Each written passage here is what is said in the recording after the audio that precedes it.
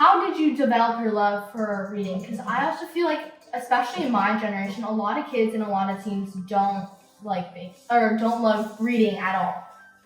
I liked reading, by the way, when I was younger. I can remember, I don't know if Miss Smith is still there, but I remember being in her class in first grade, and reading Geronimo Stilton books. Yeah. And I loved them. And then I found the Judy B. Jones books and the Magic Tree House. Those cool. Magic Tree House. And those kinds of books. Yeah. That sounds good. Yeah, it looks good. But so I fell in love with those books, so it was a lot of fun to read. And then I sort of got away from reading. I don't really remember what grade. And then I think maybe it was middle school to high school. I feel like I didn't really touch a book until middle, end of high school. I remember, what did I read? Oh gosh. Carly gave me a book to read, and it took me the entire school year to read it. I think I was a sophomore. The entire school year. And once I finally finished it, by the end of the school year, it was summer, and then I was like, okay, let me try another book. And then I fell in love with reading, and now in the summer, I have a book in my bag.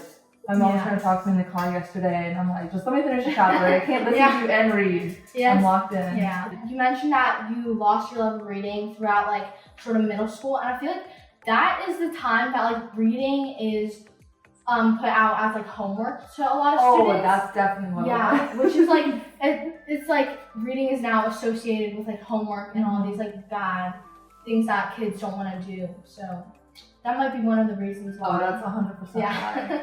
Yeah. Oh my gosh, yes. I remember now being in 7th and 8th grade having to read chapters and chapters of boring books that I did not like and having to write about it.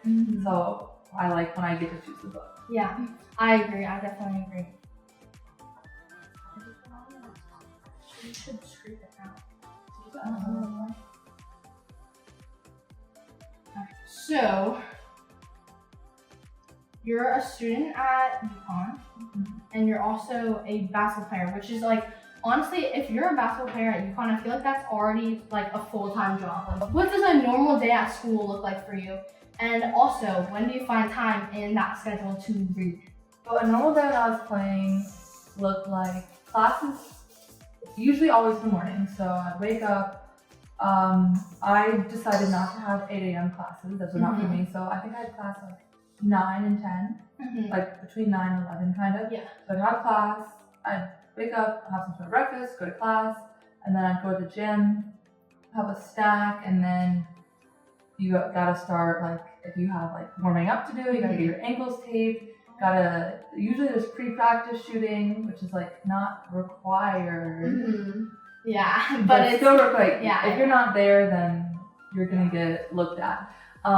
So you got pre-practice shooting, and then lift, and then practice, and then lift afterwards, and then sometimes shooting afterwards, and then recovery in the training room, and then when I was a freshman, you have mandatory study hall, and then once you prove that you can get good grades, then you just do homework on your own, so you gotta go home and do homework, and then it's bedtime, you do it all over again. Wow, that's a really packed schedule. You guys lift, then workout, then lift?